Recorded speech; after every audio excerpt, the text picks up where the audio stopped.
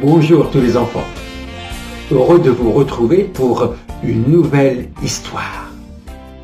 Écoutez bien, dans la savane profonde où tout semble endormi, Typhon l'éléphant au poil luisant et au caractère charmant se réveille bien avant le lever du soleil. Il étire sa trompe et lance un barrissement à faire trembler toutes les cabanes de la savane, ce qui provoque le réveil de notre ami Pif-Paf, la jolie girafe. « Mais enfin, qu'est-ce qui se passe ?» demande la girafe. « Pourquoi tout ce bruit ? Il n'est pas encore l'heure de se réveiller. »« Oh, excuse-moi, Pif-Paf, répond Typhon d'une voix confuse. « Je suis vraiment désolé, j'ai barré un peu fort. » « En effet, tu as barré un peu fort, tu as même réveillé toute la savane, » s'exclame la girafe. « Mais pourquoi es-tu déjà debout? Le soleil ne pointe même pas à l'horizon. »« Je suis invité chez mon papa, Papoufant, qui, comme tu le sais, règne dans la grande savane. Une longue marche m'attend et je ne voudrais pas arriver lorsque le soleil sera à son zénith. » « Je suis très heureuse que tu ailles passer quelques jours chez ton papa, » s'exclame Pif-Paf, « mais tu n'étais quand même pas obligé de réveiller toute la savane. » « Mais puisque je suis réveillé, et comme chacun le sait, j'aime les voyages la tête dans les nuages, je te propose, si tu le veux, t'accompagner un bon bout de chemin. »« J'accepte avec plaisir ta proposition, Barry l'éléphant. Et maintenant, en route. » Plus ou moins réveillés, nos amis les suricates, dressés sur les deux pattes, saluent Typhon et lui souhaitent de passer un bon séjour dans la grande savane. Il en est de même de Bilboquet qui, sur la branche, ouvre un œil et d'une voix nonchalante lance à notre ami l'éléphant « Bonnes vacances, Typhon !» puis referme l'œil pour se rendormir. Mais pour Vilaine la hyène, il n'est pas question de se rendormir. Cachée derrière les rochers et les buissons, elle suit pas à pas nos amis, espérant trouver un moyen idéal pour mettre un de ses plans funestes dont elle a le secret à exécution. Toujours accompagné de Pif-Paf, Typhon arrive à proximité de la grande savane. Apercevant les premiers baobabs, annonçant l'endroit où règne Papoufant, Pif-Paf, la jolie girafe, quitte sa tête des nuages pour l'abaisser vers Typhon et lui dire à l'oreille « Je vais te laisser ici, Typhon, et je te souhaite un excellent séjour chez ton papa. »« Merci, Pif-Paf, de m'avoir accompagné un bon bout de chemin. Je pense revenir d'ici une quinzaine de jours. » Très rapidement, la nouvelle de l'arrivée de Typhon, le fils de Papoufant, circule partout, de baobab en baobab, telle une traînée de poudre, pour enfin arriver aux oreilles de Papoufant, qui s'empresse d'aller au devant pour l'accueillir. Quelle joie de se retrouver! Les barrissements joyeux de nos deux éléphants, tellement bruyants, provoquent un mini tremblement de terre qui fait trembler toutes les cabanes de la grande savane. « Je suis tellement content que tu sois là, mon fils, » dit Papoufant. « Moi aussi, papa, je suis heureux de te revoir, » répond Typhon. « Bon, maintenant, » dit Papoufant, « suis-moi, j'ai hâte de te montrer notre dernière réalisation, une bananeraie avec un système d'irrigation automatique. »« Oh, je suis impatient de voir cela, Barry, Typhon l'éléphant. » En suivant un cours d'eau, nos deux éléphants arrivent à un endroit magnifique, verdoyant, où sont plantés des centaines de bananiers. « Waouh !» s'exclame Typhon. « C'est la première fois que je vois autant de bananiers. » « Et tu sais, » dit Papoufant, « avec ce système d'irrigation, dans quelques semaines, nous allons pouvoir récolter et déguster les premières bananes. » En attendant, retournons à l'ombre du grand baobab. Mes serviteurs nous ont préparé un bon repas. Tu dois être affamé et sûrement fatigué. » Tout en marchant, Papoufan dit à son fils: « N'oublie pas que tu es toujours mon fils et tout ce que j'ai est à toi. Mes serviteurs seront tes serviteurs. Et tu pourras aller te promener là où tu veux. La seule chose que je te demande, c'est de faire très attention aux bananiers. Ils sont précieux à mes yeux. »« Je ferai très attention, je te le promets, papa, » dit Typhon l'éléphant. Cette conversation est entendue par Vilaine la hyène, qui silencieusement et sournoisement s'est introduite dans la grande savane. Après un bon repas et une bonne sieste à l'ombre du grand baobab, notre ami Typhon se promène et rend visite à ses amis d'enfance. L'après-midi passe très vite. Mais avant de retourner à l'ombre du grand baobab pour rejoindre son papa, Typhon décide de faire un détour jusqu'à la bananeraie pour admirer l'ouvrage réalisé par son père et ses serviteurs.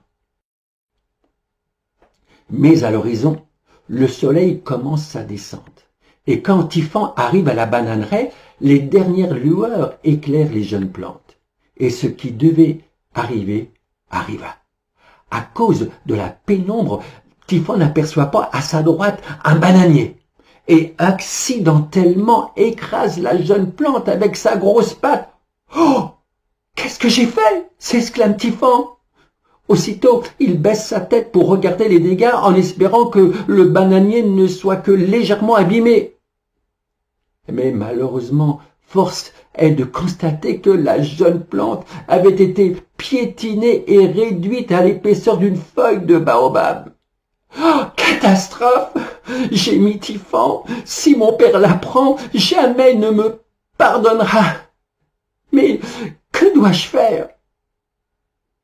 Typhon réfléchit et se rappelle que juste à côté de la bananeraie, il y a une rivière.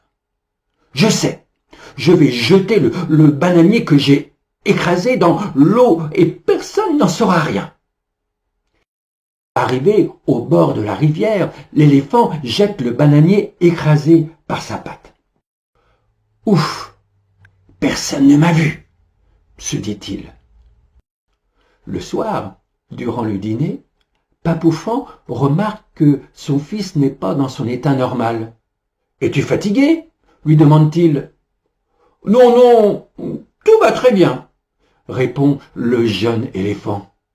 « Enfin, tout va très bien en apparence, car dans son cœur, tout ne va pas aussi bien, et après une nuit où Typhon ne cessa de rêver que de bananiers, ce réveil est accueilli par des propos pas très agréables de Vilaine la hyène. « Typhon, viens par ici, regarde ce seau, il est vide, va puiser de l'eau et ramène-le-moi rempli. » Typhon, surpris par les ordres de Vilaine la hyène, lui rétorque. « Non, mais ce n'est pas à moi de faire ce travail. »« Comment ça ?» répond Vilaine la hyène. « Ce n'est pas à toi de le faire. Mais au fait, qu'as-tu jeté de la rivière hier en fin d'après-midi? Attends un peu. Qu'est-ce que c'était ?» Alors Typhon se rend compte que Vilaine la hyène l'avait vu jeter le bananier dans la rivière. « Malheur à moi, si je n'obéis pas, elle ira immédiatement le dire à mon père. » Alors Typhon, le fils de Papoufan, qui règne dans la grande savane, prend avec sa trompe le seau d'eau vide pour aller le remplir à la rivière sous le regard malin de Vilaine la hyène. Avec tristesse, il remplit le seau d'eau et se dit « Si mon père l'apprend, il ne me pardonnera pas, il ne m'aimera plus. » Et jour après jour, le réveil de Typhon est toujours suivi des mêmes mots provenant de Vilaine la hyène.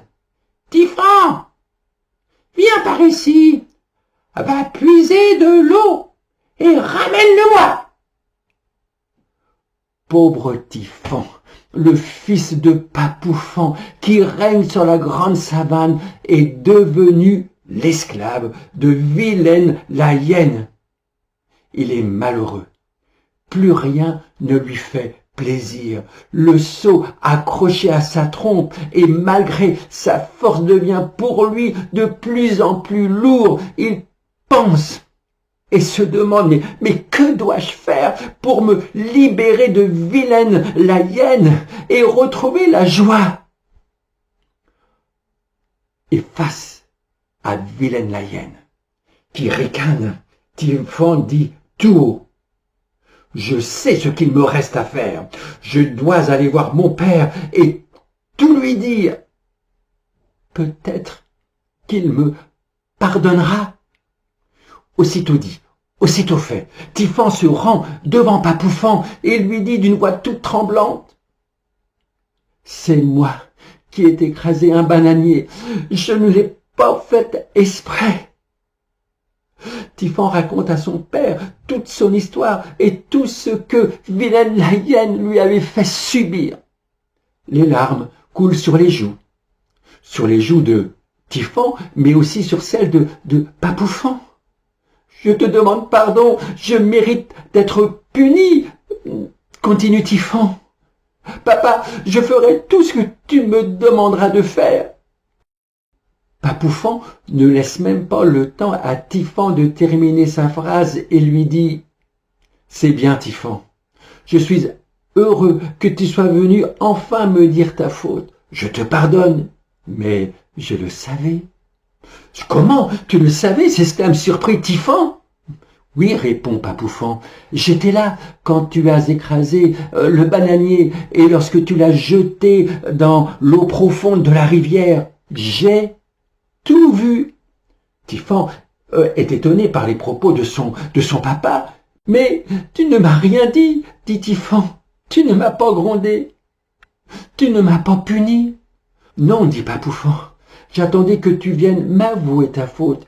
Tu sais, Typhon, une faute ne peut pas être pardonnée si elle n'est pas confessée. »« Mais j'avais tellement peur que tu l'apprennes, dit Typhon. »« Tu vois, mon fils, je peux te pardonner, ne plus t'en vouloir et même tout oublier. Maintenant, les choses ont changé. Tu ne dois plus avoir peur de Vilaine la hyène. Allez, tu peux aller te promener et jouer partout où tu voudras. Tu n'as plus à craindre Vilaine la hyène. » Heureux du pardon de son papa, Typhon peut de nouveau parcourir les chemins de la grande savane, le rire aux yeux, courir le cœur léger, s'endormir en paix sous le regard de Vilaine la hyène qui ne peut plus l'accuser, car Typhon s'était de nouveau remis sous la protection de son papa qui règne dans la grande savane et qui lui veut que son bonheur. Nous aussi, quand nous faisons le mal, quand nous commettons une faute, notre première réaction est de vouloir la cacher. Mais Dieu nous a vus.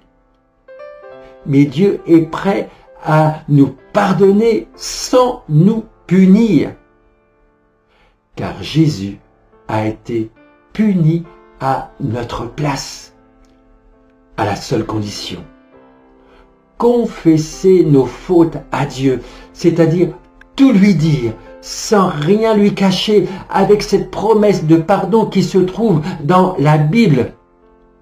Si nous confessons nos péchés, Dieu est fidèle et juste pour nous les pardonner et pour nous purifier de tout péché. Mais attention, tant que nous n'avouons pas nos fautes au Seigneur, il ne peut pas nous pardonner. Et nous avons peur de lui. Au lieu de vivre dans la joie, dans le bonheur, nous sommes malheureux. L'histoire de Typhon a été imaginée, elle t'a été racontée. pour t'aider à comprendre ce qui, à Jésus, un jour est arrivé. Alors, ouvre tes yeux pour voir et tes oreilles bien grandes pour écouter. Un matin, Jésus se rend dans la maison de Dieu. Aussitôt, une foule nombreuse l'entoure, du plus petit au plus grand. Tous l'écoutent avec beaucoup d'attention. Quand soudain, un bruit se fait entendre. Des hommes traînent une femme brutalement. Ils expliquent à Jésus que cette femme a commis une faute très grave.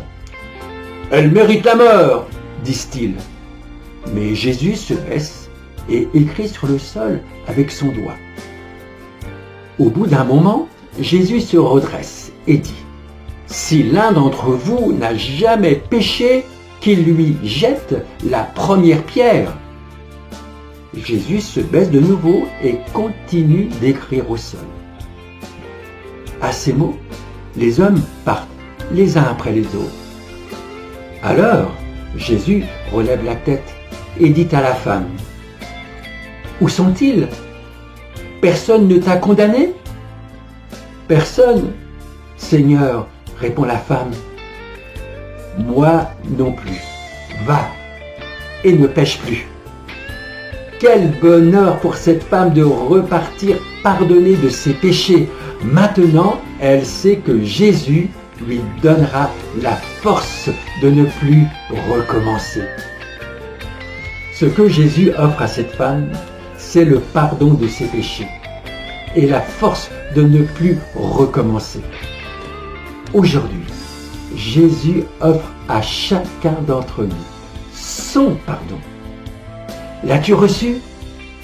Si tel n'est pas encore ton cas, tu peux le faire dès maintenant. Dieu veut te pardonner. À toi maintenant de venir à lui et tout lui dire sans rien lui cacher. Et n'oublie pas qu'une faute ne peut pas être pardonnée si elle n'est pas avouée. N'hésite pas, fais-le dès maintenant. Que Dieu te bénisse et à très bientôt pour une nouvelle histoire.